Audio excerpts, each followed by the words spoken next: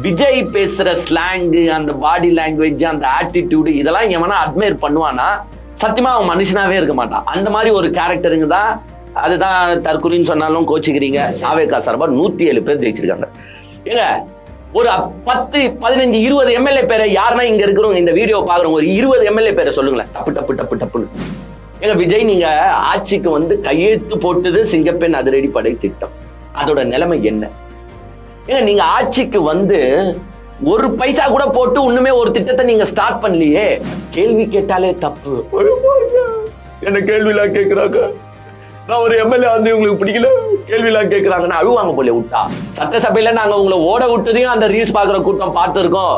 கூடிய விரைவில் அதே கூட்டம் உங்களை ஓட விடும் மிஸ்டர் விஜய் அவர்களே.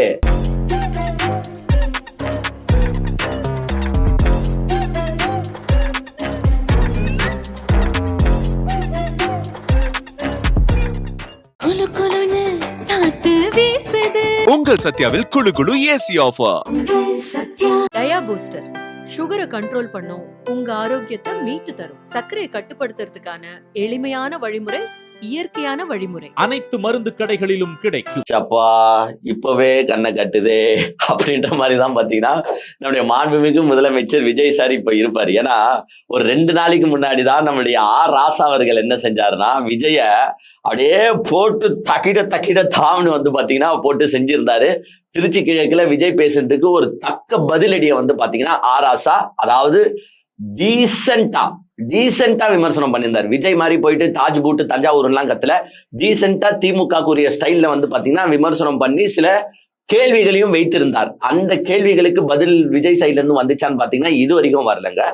இந்த சம்பவம் முறிச்சு காயத்துக்கு முன்னே பாத்தீங்கன்னா நேத்து விஜய் பத்தி உதயநிதி ஸ்டாலின் அவர்கள், அதாவது விஜய் எப்படி திருச்சி கிழக்குக்கு போய் நன்றி சொன்னாரோ அதே மாதிரி வந்து பாத்தீங்கன்னா நம்ம உதயநிதி ஸ்டாலின் அவர்கள் சேப்பாக்கம் ட்ரிப்ளிகேன்ல வந்து பாத்தீங்கன்னா அவர் இன்னும் ஜெயிச்சிருக்காருல, அந்த தொகுதி மக்களுக்கு நன்றி சொல்ற விதமா அங்க வந்து பாத்தீங்கன்னா ஒரு பொதுக்கூட்டத்தை ஏற்பாடு பண்ணியிருக்காங்க. அந்த பொதுக்கூட்டத்துல இந்த சோஃபா மாடல் ஆட்சியை பத்தி, அதாவது உதயநிதி ஸ்டாலின் சாரும் வந்து பாத்தீங்கன்னா எங்கேயுமே வந்து விஜய் பேசுற மாதிரி கேவலமாலாம் பேசல. உங்களுக்கே நல்லா தெரியும் உதயநிதி ஸ்டாலின் சாரோட வே ஆஃப் ஹேண்ட்லிங், அந்த அப்ரோச்சே வந்து பாத்தீங்கன்னா உண்மையிலேயே அப்ரிஷியேட் பண்ற மாதிரி தான் இருக்கும். ஏன்னா அவரு ஒன்னும் மிகப்பெரிய அவங்க அப்பா மாதிரியோ தாத்தா மாதிரியோ வந்து பாத்தீங்கன்னா ரொம்ப எக்ஸ்பீரியன்ஸ்ட் ஆளா இல்லா காட்டியும் அவர் வந்து அந்த பேசுற விதங்கள், ஹேண்டில் பண்ற விதங்கள்லாம் பாத்தீங்கன்னா அதுவும் பிரஸ்ஸா இருக்கட்டும் இல்ல ஒரு பொதுக்கூட்ட நிகழ்ச்சியில பேசுறதா இருக்கட்டும் உண்மையிலேயே வந்து பாத்தீங்கன்னா ஒரு முதிர்ச்சி அடைந்த அரசியல்வாதி மாதிரி தான் பாத்தீங்கன்னா உதயநிதி ஸ்டாலின் வந்து எப்பவுமே ஹேண்டில் பண்ணுவாரு. அவரோட வே ஆஃப் பிஹேவிங், அந்த ஆட்டிடியூட், அந்த பாடி லாங்குவேஜ்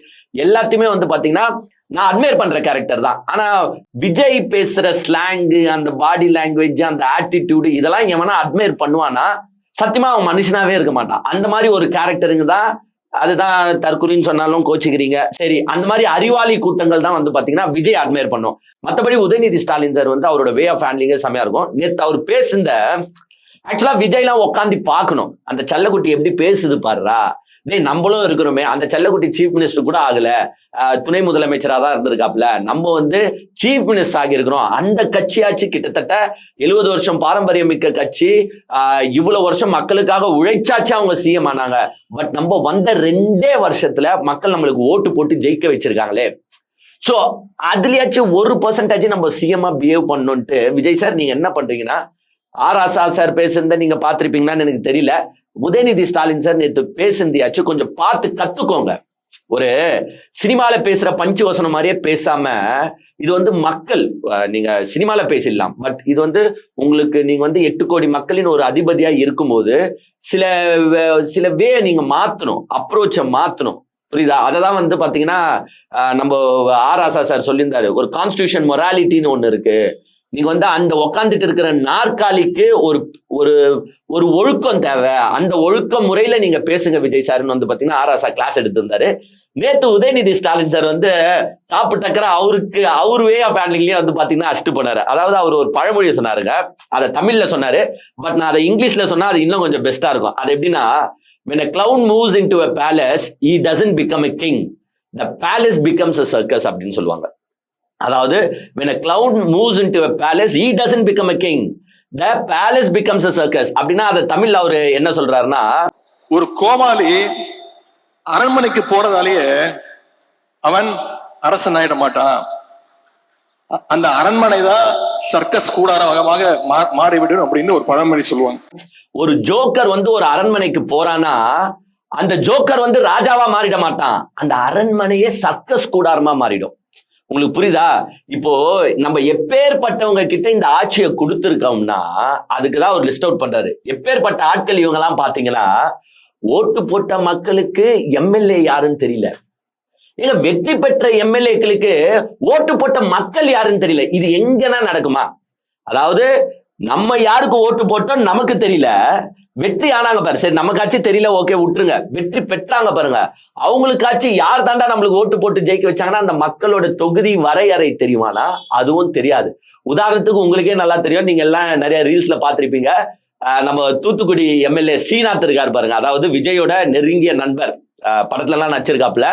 அவர் வந்து இப்ப மாண்புமிகு மீன்வளத்துறை அமைச்சரா பொறுப்பேற்று இருக்காரு. அவரு வந்து அந்த மக்களுக்கு நன்றி தெரிவிக்கிறதுக்காக போயிருக்காரு. ஓகே, நன்றி தெரிவிக்கிறது நல்ல விஷயம் தான், நான் பாராட்டுறேன். பட் எப்பேற்பட்ட ஆட்களை நம்ம செலக்ட் பண்ணி வச்சிருக்கோம்னு பாருங்க. அந்த தொகுதி எது வரைக்கும் கூட அவங்களுக்கு தெரியல. ஏங்க, பக்கத்து தொகுதியில போய் நின்னுக்கிட்டு, அதாவது இவர் தொகுதியும் தாண்டி போயிட்டாரு, அதான் நன்றி தானேடா போடா அச்சு விடுவான் அப்படின்னு அண்ணன் என்ன பண்ணிட்டாருன்னா, அடே நன்றி நன்றி நன்றிங்க, விசிலுக்கு ஓட்டு போடுறது நன்றிங்கன்னு பக்கத்து தொகுதிக்கும் போயிட்டு அங்கேயும் நின்றுக்கிட்டு, நீங்க என்ன பெருவாரியான வாக்கு வித்தியாசத்துல ஜெயிக்க வச்சிருக்கீங்க, உங்கள் அனைவருக்கும் வணக்கம் நன்றி அப்படின்னு போது அங்க இருக்கிறவங்க எல்லாம் சொல்றாங்க, ஐயா நாங்க உங்களுக்கு ஓட்டு போடவே இல்லை, ஏன்னா உங்க தொகுதி அதோட முடிஞ்சு போச்சு, தயவு செஞ்சு திரும்பி யூட்டன் போட்டு கிளம்புங்க. சோ புரியுதா? இதெல்லாம் வந்து என்ன அவர் சொல்றாருன்னா, ஒரு ஜோக்கர் ஒரு அரண்மனைக்கு போனா அவன் ராஜா ஆக முடியாது, அந்த அரண்மனையே சர்க்கஸ் கூடாரமா மாத்திடுவாங்க. அப்படி ஒரு ஆட்சி தான் இப்போ நடந்துட்டு இருக்கு. ஏன்னா ஏங்க, கிட்டத்தட்ட 108 பேரா, அது நீங்க திருச்சி கிழக்க மைனஸ் பண்ணாலும் 107 பேர் ஜெயிச்சிருக்காங்க. யாரு? தாவேகா சார்பா 107 பேர் ஜெயிச்சிருக்காங்க. ஏங்க, ஒரு 10, 15, 20 எம்எல்ஏ பேரை யாருன்னா இங்க இருக்கிறவங்க இந்த வீடியோ பாக்குறவங்க ஒரு 20 எம்எல்ஏ பேரை சொல்லுங்களேன், டப்பு டப்பு டப்பு டப்புன்னு. இங்க தெரியாது.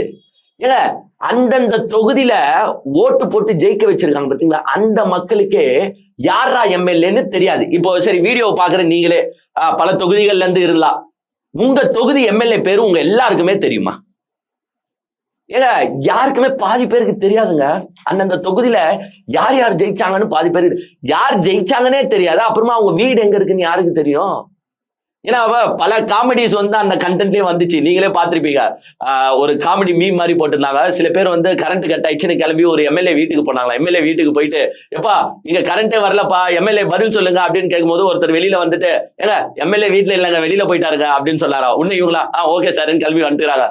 அப்புறமா தான் தெரியுது எம்எல்ஏ இல்லைன்னு சொல்லி எவன் சொன்னானா அவன் தான் எம்எல்ஏன்னு. சோ மக்களுக்கு யார் எம்எல்ஏன்னே தெரியல. சும்மா ஒரு கவர்ச்சியில, அதாவது நம்ம முன்னாள் முதலமைச்சர் மு க ஸ்டாலினே சொன்னார் பாருங்க, இது வந்து ஒரு கவர்ச்சியில வென்றுட்டாங்க அப்படின்னு சொன்னாங்க. அதுக்கு கூட நம்ம விஜய் வந்து கொந்தளிச்சுன்னு பேசினாரு. என்ன கவர்ச்சியில வென்றுட்டு, என்ன கவர்ச்சியில வென்று கொந்தளிச்சு பேசினாரு. எஸ், உண்மையாலே ஒரு மாயாஜால கவர்ச்சியில தான் வின் ஆகியிருக்காங்க. அதனாலதான் எம்எல்ஏ யாருன்னு தெரியல, இப்ப வேட்பாளர் பேரும் தெரியல, ஒன்னும் தெரியல, மக்கள் ஓட்டு போட்டு ஜெயிக்க வச்சுட்டாங்க. சோ இத பங்கமா வந்து பாத்தீங்கன்னா கலாச்சிருக்காரு. ஏன்னா ஏங்க சரிங்க, அதை கூட நம்ம விட்டுடலாங்க. ஒரு மக்களுக்கு எம்எல்ஏ யாருன்னு தெரியல, சரி விஜய்க்காக ஓட்டு போட்டாங்கன்னு கூட வச்சுப்போங்க, ஜெயிச்சிட்டாங்கல்ல, பொறுப்பேத்தாங்கல்ல. ஏங்க அமைச்சருங்க, ஏங்க அமைச்சர்லாம் எவ்வளவு பெரிய விஷயங்க. ஏங்க ஒதுக்கப்பட்ட இலாக்கா அமைச்சருக்கு தெரியல. ஒரு பிரஸ் மீட் கொடுக்குறாரு, சுற்றுலாத்துறையா சுற்றுச்சூழல் துறையா என்னன்னு அவருக்கே தெரியல, பிரஸ்காரங்க கிட்ட கேட்கிறாரு. சோ இத நம்ம என்னன்னு பாக்குறது, நீங்க சொல்லுங்க. ஏங்க ஸ்லிப் ஆகலாம், சுற்றுலாத்துறை சுற்றுச்சூழல் துறை ஸ்லிப் ஆகலாம், அதை நான் ஏத்துக்கிறேங்க. பட் இவங்களுக்கு எல்லாம் அந்த நாலேஜ் இருக்கான்னா சத்தியமா கிடையாது. இதே வேற யாருன்னா ஸ்லிப் ஆகி சொல்லியிருந்தா, ஏப்பா அவனுக்கு தெரியும்ப்பா ஒரு ஸ்லிப் ஆயிடுச்சுப்பான்னு சொல்லு. இவங்களுக்கு எல்லாம் சத்தியமாவே தெரியல, என்ன துறைன்றதா உங்களுக்கு சத்தியமா தெரியல. இந்த மாதிரி ஒரு மினிஸ்டர்ஸ் கிட்ட நம்ம இந்த ஆட்சியை ஒப்படைச்சிருக்கிறோம் அப்படின்றதுதான் இவர் வந்து அழகா இந்த ஜோக்கர் காமெடியை வச்சு சொல்லிட்டு போறாரு. அப்புறமா எனக்கு அவர் பேசுறதுலயே வந்து ஒரு சம காமெடி ஒண்ணுங்க. அதாவது நம்ம விஜய் திருச்சி கிழக்குல பேசும்போது பேசினார் பாத்தீங்களா, இந்த அல்லு சில்லு கட்சிகள்னு பிற கட்சிகள் தி அதர்ஸ்னு போர்ட்ரே பண்ணுவார் பாருங்க. இந்த அல்லு சில்லு கட்சிகள், அதாவது அவருக்கு இன்னொரு பேரும் விஜய் வச்சாரு அல்லு சில்லு கட்சிக்கு, தீர்ந்து போன சக்தி, அதாவது அதிமுகவை தான் வந்து அவர் தீர்ந்து போன சக்தின்னு மீன் பண்ணாரு பாருங்க. அதை வந்து விஜய் போர்ட்ரே பண்ணியிருந்தாரு, இந்த அல்லு சில்லு கட்சி அப்படி இப்படின்னு பாருங்க.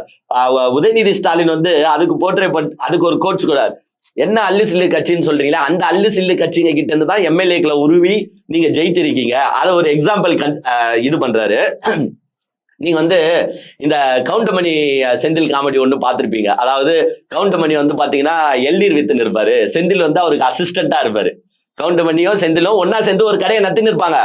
அப்ப வந்து திடீர்னு வந்து பாத்தீங்கன்னா ஆப்போசிட் சைட்ல, அதாவது பேக் சைட்ல வந்து வடிவேல் ஒரு புது கடையை தொடங்கி இருப்பாரு. அந்த புது கடை எப்படி தொடங்கப்பட்டிருக்கும் என்றால், கவுண்டமணி கூட வேலை செய்யற செந்தில் என்ன பண்ணிருப்பாருன்னா, அந்த எல்நீரை கயிறு கட்டி அப்படியே இழுத்து பின்னாடி வடிவேலுக்கு தள்ளிருப்பாரு. வடிவேலும் அந்த சைடு இழுத்து இழுத்து வடிவேல் பெரிய கடையை ஸ்டார்ட் பண்ணிருவாரு.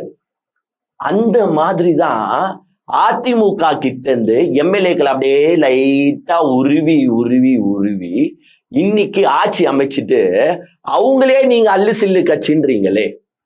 அதாவது நீங்க அந்த எக்ஸாம்பிள் எப்படி வேணாலும் கன்சிடர் பண்ணிக்கலாம். கவுண்டமணியா யாரை பார்க்கலாம், கவுண்டமணினா அதிமுக, சோ எடப்பாடின்னு கூட வச்சுக்கலாம். செந்தில யாரை பார்க்கலாம், உருவின்னு போறாங்க. உருவுறது லீமா ரோஸ் தான் நிறைய பேரை உருவிச்சுன்னு எல்லாருமே சொல்றாங்க.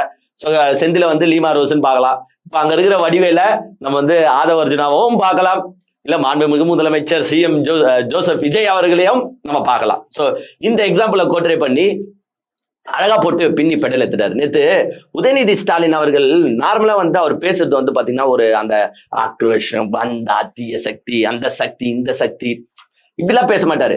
நம்ம முன்னாடி இருக்கிற கிரௌடை எப்பவுமேங்க நம்ம அது எப்படின்னா அவங்களுக்கு நம்ம பேசுறது கொஞ்சமாச்சும் அறிவை தரணும். அந்த மேனிப்புலேட் பண்ணி முட்டாளா இருக்கிறவன முட்டாளாவே வச்சுக்க கூடாது யாருமே. இப்போ விஜய் கட்சியில கூட பாத்தீங்கன்னா எஸ் சில பேர் அறிவாளிகள் இருப்பாங்க, முக்காவாசி பேர் முட்டாளா இருப்பாங்க. அந்த முட்டாள்களை எப்படிடா அறிவாளியா மாத்துறது அப்படின்னு தான் ஒரு தலைவர் ட்ரை பண்ணுமே தவிர்த்து அந்த முட்டாளாவே வச்சுக்கிறது பிளஸ் கொஞ்சமாச்சு அறிவாளியா இருப்பானுங்க பாரு, அவனுலயே முட்டாளாக்குது. இதனாலதான் இந்த கட்சியை வந்து பாத்தீங்கன்னா நம்ம விமர்சனம் செஞ்சுன்னு இருக்கோம். சோ அழகா வந்து எல்லா டாபிக்கையும் எல்லா பாயிண்ட்டையும் சும்மா கொஞ்சம் கொஞ்சம் கொஞ்சம் கொஞ்சமா எடுத்து அச்சு விட்டு பாத்தீங்கன்னா திம்சம் பட்டாரு. அந்த சிங்கப்பெண் திட்டத்தை எடுத்து பேசுறாரு. ஏங்க விஜய், நீங்க ஆட்சிக்கு வந்து கையெழுத்து போட்டது சிங்கப்பெண் அதிரடிப்படை திட்டம், அதோட நிலைமை என்ன? ஏங்க நீங்க ஆட்சிக்கு வந்து ஒரு பைசா கூட போட்டு இன்னுமே ஒரு திட்டத்தை நீங்க ஸ்டார்ட் பண்ணலையே. ஏங்க 2021 நாங்க ஆட்சிக்கு வந்தோம், அப்ப உங்களுக்கே நல்லா தெரியும் கொரோனா செகண்ட் வேவ் 2வது ஆளா அடிச்சுன்னு இருக்கு. இருந்தாலும் அந்த நேரத்திலயும் எங்க தலைவர் வந்து பாத்தீங்கன்னா விடியல் பயணத்துல கையெழுத்து போட்டாரு. ஏங்க இம்மிடியேட்டா நாங்க அதை இது பண்ணோம், எக்ஸிக்யூட் பண்ணோம். விடியல் பயணம் ஏங்க உங்களுக்கே நல்லா தெரியும் 2021 கொரோனாவோட செகண்ட் வேவ் இவங்க வந்து கிட்டத்தட்ட 1 வருஷம் 1.5 வருஷம் வந்து பாத்தீங்கன்னா இவங்களுக்கு இந்த கொரோனாவை ஹேண்டில் பண்றதுக்கே வந்து பாத்தீங்கன்னா திமுக சரியா போயிடுச்சு. ஏங்க கொஞ்சம் நினைச்சு பாருங்க, விஜய் 2026 ஆட்சி அமைக்காம 2021 ஆட்சி அமைச்சிருந்தாருன்னா, அந்த கொரோனா செகண்ட் வேவ் அப்ப ஆட்சி அமைச்சிருந்தாருன்னா இன்னைக்கு தமிழ்நாட்டு ஜனத்தொகை 8 கோடியா இருந்திருக்காது, ஒரு 4-2.5 கோடியா கம்மி ஆயிட்டு இருக்கும். ஏன்னா முக்காவாசி உயிர் காலி ஆயிட்டு இருக்கும். ஏங்க ஆட்சிக்கு வந்த இப்போ கரண்ட் பிரச்சனைங்க, ஒன்றும் பெரிய பிரச்சனை கிடையாது, கரண்ட் பிரச்சனை. அந்த கரண்ட் பிரச்சனையை உங்களால சமாளிக்க முடியலையே. ஏங்க அம்பத்தூர், அந்த ஊரு, இந்த ஊருன்னு எல்லா ஊர்லயும் பாத்தீங்கன்னா நைட்டு மக்கள் போயிட்டு ஏங்க சண்டை ஏற்படுது. அந்த இபியில வேலை செய்யறவங்களுக்கும் பொதுமக்களுக்கும் அவ்வளவு பிரச்சனை ஏற்படுது. ஏன்னா கரண்ட் இல்லாம மக்களால இருக்க முடியாதுங்க. அதுவும் இந்த சம்மர் டைம்ல ஏங்க உங்க பாதி பேர் வீட்டுல வந்து இன்வெர்டர் இருக்கும்னு வச்சுக்கோங்க. விஜய் சார்லாம் அதெல்லாம் பிரச்சனை இல்லை, இல்ல எம்எல்ஏ மினிஸ்டர்ஸ் டிவிக்குள்ள இருக்கிற பாதி பேர் பணக்காரங்களா இருப்பாங்க. ஏன் மேல் மட்டத்துல இருக்கிறவங்களுக்கு பிரச்சனை இருக்காது, ஏன்னா எல்லார் வீட்லயும் இன்வெர்டர் இருக்கும். ஏன் இன்வெர்டர் இல்லாத வீடை கொஞ்சம் நினைச்சு பாருங்களேன். ஏங்க சல்லுன்னு இப்படி ஃபேன் ஓடுது நின்னுச்சுன்னா போதும், அவன் தப்ப கட்டையா நனைஞ்சு போறான். அவ்வளவு பிரச்சனை போயிட்டு அந்த கரண்ட் பிரச்சனையை இவங்களால தீர்க்க முடியல, திமுக மேல பழிய போட்டு சுத்தின்னு இருக்காங்க. நீங்க கொரோனா டைம்ல ஆட்சி அமைச்சிருந்தா என்னங்க ஆகியிருக்கும்? இல்ல தமிழ்நாடே சுடுகாடு ஆகியிருக்கும். நல்ல வேலை அப்ப வந்து விஜய் வந்து கட்சி தொடங்கல, மக்களும் ஓட்டு போடல, டிஎம்கே தேர்ந்தெடுத்தாங்க. அந்த செகண்ட் வேவ் வந்து பாத்தீங்கன்னா சக்சஸ்ஃபுல்லி ஹேண்டில் பண்ணாங்க. அந்த டைம்லயும் நாங்க என்னென்ன வாக்குறுதி கொடுத்தோமோ அதுல முடிஞ்ச வரைக்கும் செயல்படுத்தணும். உங்களுக்கே தெரியும் அப்பயும் நிதி ஒன்றும் இங்க கிடையாது, எல்லாம் வழிச்சு வச்சுட்டு தான் அதிமுக அப்ப இருந்தாங்க. நாங்க வந்து உன்ன விடியல் பயணத்தை போட்டோம், ஆவின் பால் லிட்டருக்கு 3 ரூபாய் குறைச்சோம், பெட்ரோல் விலையை கம்மி பண்ணோம். ஏங்க கொரோனால அப்பவும் வந்து பாத்தீங்கன்னா 4000 ரூபாய் மக்களுக்கு போட்டோம். இது எல்லாத்தையும் நாங்க வந்த உடனே தான் பண்ணோம், ரொம்ப லேட் ஆகிலாம் பண்ணோம், வந்த உடனே இதெல்லாம் பண்ணோம். நீங்க வந்த உடனே போட்ட கையெழுத்து சிங்கப்பெண் அதிரடிப்படை திட்டம். என்னத்த பண்ணீங்க? எங்க அந்த அதிரடிப்படை? நம்ம இவ்வளவு நாளா கேட்டிருந்தோம் பாருங்க. இப்ப உதயநிதி ஸ்டாலினும் கேட்கிறேன், எங்க அந்த அதிரடிப்படை? காவல்துறையை நியமிச்சீங்களா? ஆராசமும் அதை பத்தி பேசியிருந்தாரு. சோ ஒரு திட்டத்தையும் உங்களால செயல்படுத்த முடியல. 6 மாசம் டைம் கேட்டோம், 6 மாசம் டைம் கொடுக்குறேன்னு சொன்னாங்க அப்படின்னு அழுவுறீங்களே. அதாவது விஜய் பாருங்க 6 மாசம் பேசாம இருப்பேன்னாங்க, பட் இப்ப பாருங்க 6 வாரம் கூட அவங்களால பேசாம இருக்க முடியல, கேள்வி கேட்டுனே இருக்கிறாங்கன்னா அதுக்கும் அவர் எக்ஸ்பிளைன் பண்றாரு உதயநிதி ஸ்டாலின். எங்க 6 மாசம் டைம்னு சொன்னது நாங்க எதுக்குங்க? நீங்க செயல்படுத்தவே முடியாத வாக்குறுதிகள்லாம் அள்ளி தெளிச்சிருக்கீங்க. 2500 ரூபாய் தரோம், 6 சிலிண்டர் தரோம், அண்ணன் சீரு செய்யறேன், தாய் மாமன் சீரு செய்யறேன், தமிழ்நாடு முழுக்க பெண்கள் இலவசமா பேருந்துல பயணிக்கலாம், இப்படின்னு இவ்வளவு ஸ்கீம்ஸை நீங்க மக்களுக்கு சொல்லியிருக்கீங்க. இந்த ஸ்கீம்ஸை வேணா நீங்க லேட்டரா பண்ணலாம். அதுக்குதான் நாங்க 6 மாசம் டைம் உங்களுக்கு ஓகே, ஹனிமூன் பீரியட்ல என்ஜாய் பண்ணிட்டோம் இந்த தமிழக அரசாங்கம், உடனடியா இவங்களை 2500 கொடுலாம் நம்ம கேட்க முடியாது, ஸோ லெட்ஸ் வெயிட், ஒரு 6 மந்த் இவங்க கிரேஸ் பீரியடா எடுத்துக்கிட்டோம் அப்படின்னு கொடுத்துருக்கோம். ஏன்னா ஒரு லா அண்ட் ஆர்டர்ல எப்படிங்க 6 மாசம் டைம் கொடுத்துட்டு நாங்க உட்கார்ந்து இருக்க முடியுமா? நீங்க படிச்சு தேர்ந்து முன்னேற வரைக்கும் இங்க கொலை கொள்ளைகள் நடக்காம இருக்குமா? இதெல்லாம் கேட்காம எங்களால இருக்க முடியாது, பேசிதான் ஆகணும், வேற வழி எங்களுக்கு கிடையாது. வாயில வந்துரும்ன்றீங்களே, என்ன வாயில வந்துரும்? இப்படியே கேட்டாரு ஸ்டாலின். அதுதான் வாயில வந்துரும்ன்றீங்க, என்ன வாயில இருந்து வரும்? உங்க வாயிலிருந்து வருதோ இல்லையோ, தமிழ்நாடு மக்கள் வாயிலிருந்து நல்லா வந்துரும் பாத்துக்கோங்க. ஏன்னா அப்படியாப்பட்ட கேவலமான ஆட்சியை நீங்க கொடுத்துட்டு இருக்கீங்க. இந்த 25 நாள் 30 நாள்லயே மக்கள் உங்களை எஸ்டிமேஷன் போட்டுட்டாங்க.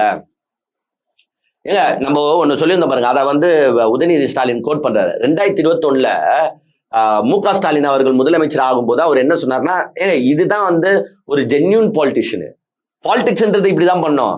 அவர் என்ன சொன்னாருன்னா, ஏங்க நான் இன்னைக்கு வெற்றி பெற்றிருக்கேன், எனக்கு ஓட்டு போட்ட மக்கள் சந்தோஷப்படுற வகையில நடப்பேன், எனக்கு ஓட்டு போடாத மக்கள் ஏண்டா இவருக்கு ஓட்டு போடல அப்படின்ற வகையில நான் செயல்படுவேன், ஸோ 2 பேருக்கும் சேர்த்தே நான் உழைப்பேன் அப்படின்னு முதலமைச்சர் சொல்லியிருந்தாரு. அதை கோட் பண்ணி உதயநிதி ஸ்டாலின் பேசார். நீங்க வாயில வந்துரும்ன்றீங்க, என்ன அப்படி வந்துரும்?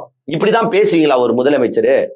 தமிழ்நாட்டு மக்களே உங்களை இப்போ அவங்களே ஃபீல் பண்றாங்க, இதையும் எக்ஸ்பிளைன் பண்ண, அவங்களே ஃபீல் பண்றாங்க, ஏண்டா இவங்களுக்கு எல்லாம் போய் ஓட்டு போட்டோம், தெரியாதனமா ஓட்டு போட்டுமே, ரீல்ஸை பார்த்து பார்த்து ஓட்டு போட்டுமே அப்படின்ட்டு மக்கள் ஃபீல் பண்றாங்க. அதாவது ஆராசா அவர்கள் நாரசக்தின்னு சொன்னார் பாருங்க, அந்த நாரசக்தின்னு சொல்லிட்டு உதயநிதி ஸ்டாலின் இவங்களை கோட் பண்ணி பேசும்போது எப்பவுமே பாத்தீங்கன்னா சோஃபா மாடல்னு சூப்பர் பேரை வச்சுதான் கோட் பண்றாரு. ஏன்னா முதலமைச்சர் போறதுக்கு முன்னாடி ஒவ்வொரு கட்சியை இழுக்கிறதுக்கு சோஃபா போயிடுது, சோஃபா போயிட்டு ஒன்னொன்னுத்தையும் பண்ணிட்டு வந்துடுறாங்க.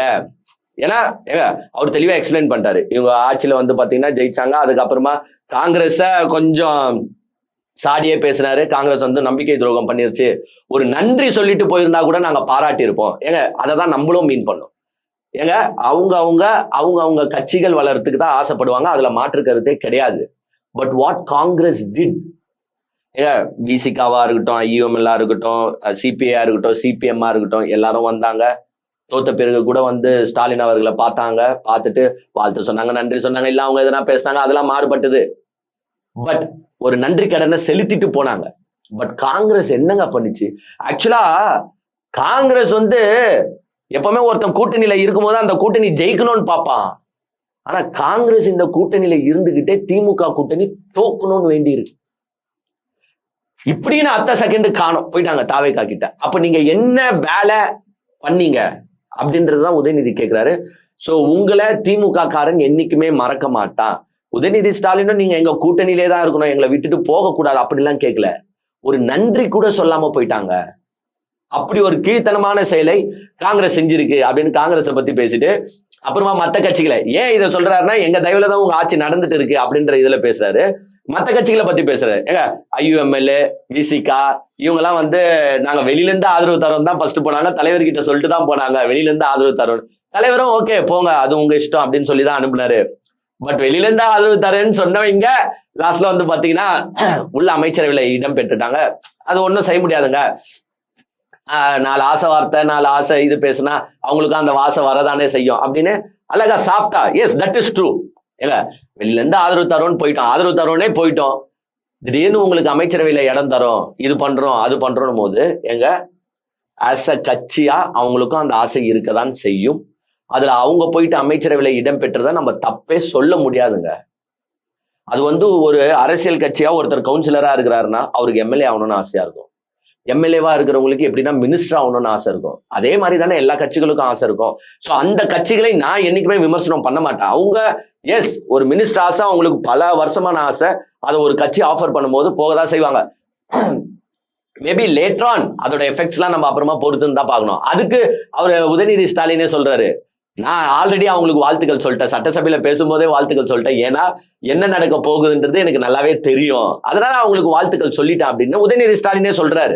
அதை எல்லாமே பேசிட்டு அழகா எக்ஸ்பிளைன் பண்ணாரு. ஏங்க ஒன்னே ஒன்று தெரிஞ்சுக்கோங்க, விஜய் திருச்சி கிழக்குல பேசுறத பார்த்துட்டு எங்க கட்சிக்காரங்கள சாதாரண பொதுமக்களே கொந்தளிச்சு போயிருக்காங்க. என்னையா இது, ஒரு வந்து மேடையில பேசுறீங்க, ஒரு சிஎம்மா பேசுறீங்க, என்னமோ தூர சக்தி, பார சக்தி, போற சக்தி, தீர்ந்த சக்தி, தூர்ந்த சக்தி, நல்லா வாயில வந்துரும், நான் என்ன இப்படி இல்லாமையா ஒரு சிஎம் பேசுறீங்கன்ட்டு எல்லாருமே கோவத்தின் உச்சத்துல இருக்காங்க.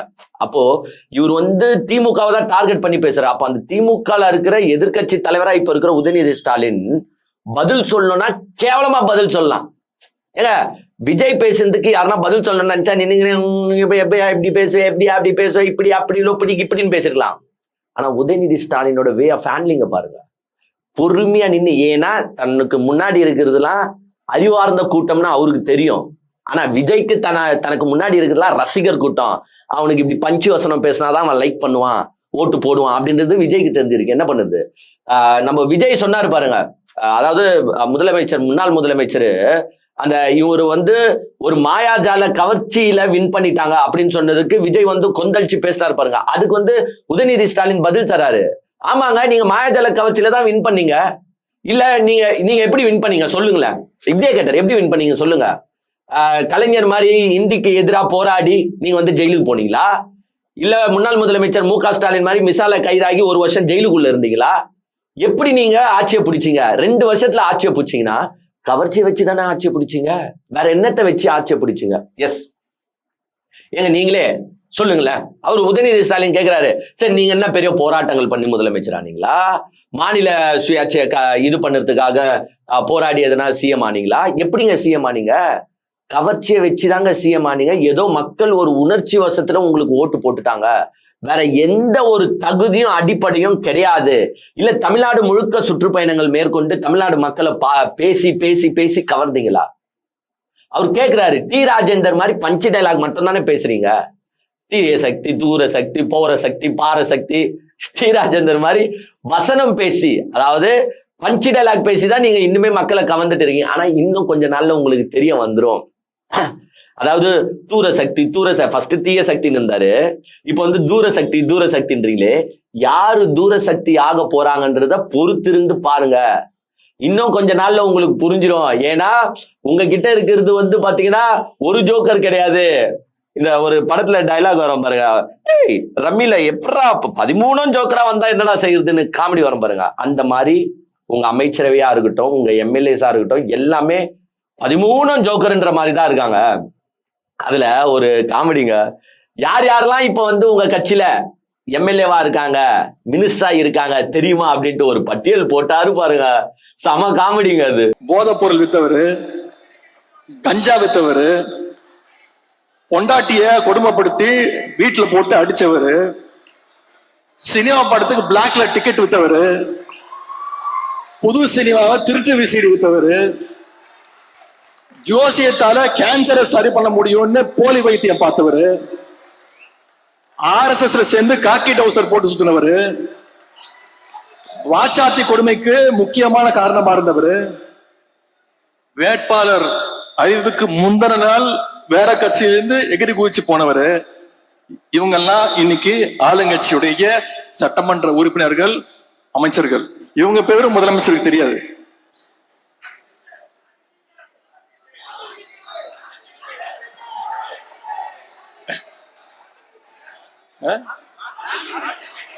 அது வேற இருக்கா, லாட்டரி டிக்கெட் வித்தவர.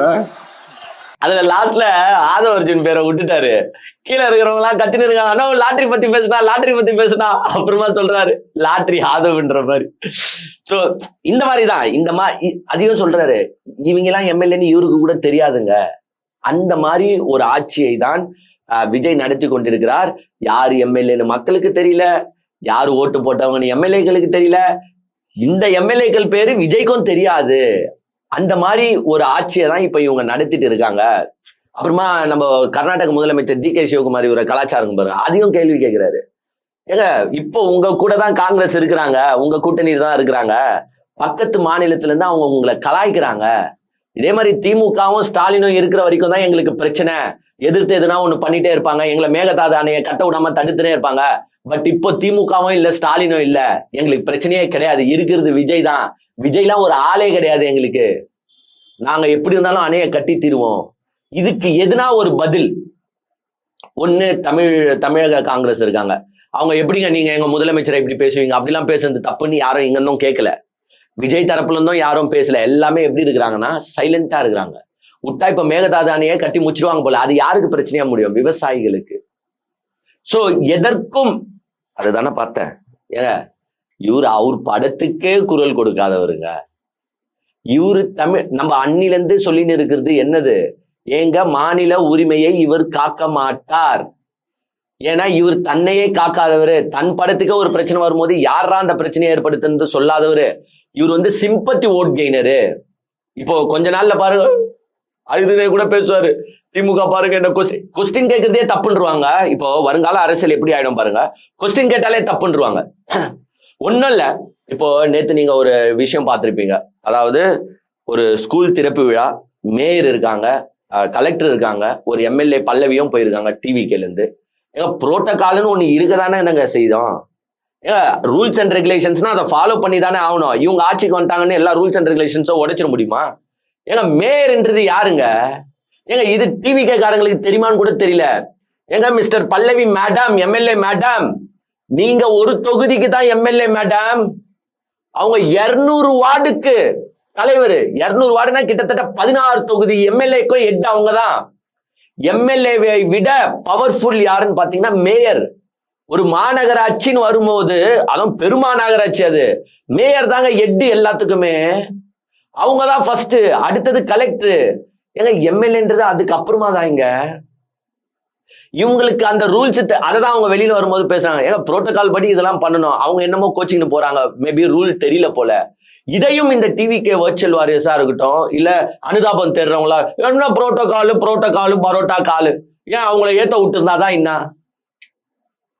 என்னங்க இது? அதுதான் பிற்காலத்துல எப்படி ஆயிடும்னா, இவங்க எப்படி ட்ரெண்ட் பண்றாங்க, கேள்வி கேட்டாலே தப்பு. என்ன கேள்விலாம் கேட்கிறாங்க, நான் ஒரு MLA இவங்களுக்கு பிடிக்கல, கேள்விலாம் கேட்கிறாங்கன்னா அழுவாங்க போல விட்டா.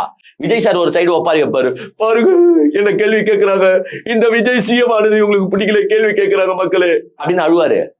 மக்களும் பாரியா அந்த புள்ளியே கேள்வி கேட்கறாங்க. ஏன்னா படத்துல விஜய் யாரும் கேள்வி கேட்டது இல்லைல்ல. நேர்ல கேட்டா எப்படி மக்கள் ஏத்துவான்? படத்துல விஜய் ஒன்லி அடிப்பார் தான், விஜய் ஒன்லி ஆக்ஷன். அவர் எதிர்த்து எவன் கேள்வி கேட்டாலும் அடி. பட் இங்க அடிக்க முடியாது, அதனால புலம்பிட்டு தான் இருப்பாரு. ஒண்ணும் இல்ல, விஜய் சொன்னார் பாருங்க, லாஸ்ட்ல ஒரு டைலாக் பேசும்போது சொன்னார் பாருங்க, ரீல்ஸ் பாக்குற கூட்டம் நீங்களே, அந்த ரீல்ஸ் பாக்குற கூட்டம் தான் இன்னைக்கு சட்டசபையில என்ன நடக்குதுன்னு பாக்குது, அரசியல் வயப்படுது. இது எல்லாத்துக்கும் காரணம் யாரு? விஜயால அப்படின்னு. அதை உதயநிதி ஸ்டாலின் ஏத்துக்கிறாரு. எஸ், ரீல்ஸ் பாக்குற கூட்டம்லாம் இப்ப பாத்தீங்கன்னா சட்டசபையை பார்க்க ஆரம்பிச்சுட்டாங்க.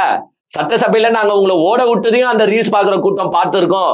கூடிய விரைவில் அதே கூட்டம் உங்களை ஓட விடும் மிஸ்டர் விஜய் அவர்களே. ஏன்னா அவங்க பாக்குறாங்களே, இவன் என்னடா பஸ்ல நின்னா மட்டும் ஆக்ரோஷமா நிக்கிறான், சட்டசபைக்கு போனா மட்டும் புல்லு பூச்சியா இப்படி போய் நின்னுக்கிறானே அப்படின்றத அவங்களும் வேடிக்கை பாக்குறாங்க தானே. நீங்க என்னென்ன பண்ணிட்டு இருக்கிறன்றத அவங்க ஒவ்வொருத்தரும் வேடிக்கை பார்த்துட்டு தான் இருக்காங்க. உங்களுக்கு தக்க பதிலடி தகுந்த நேரத்தில் வழங்கப்படும்.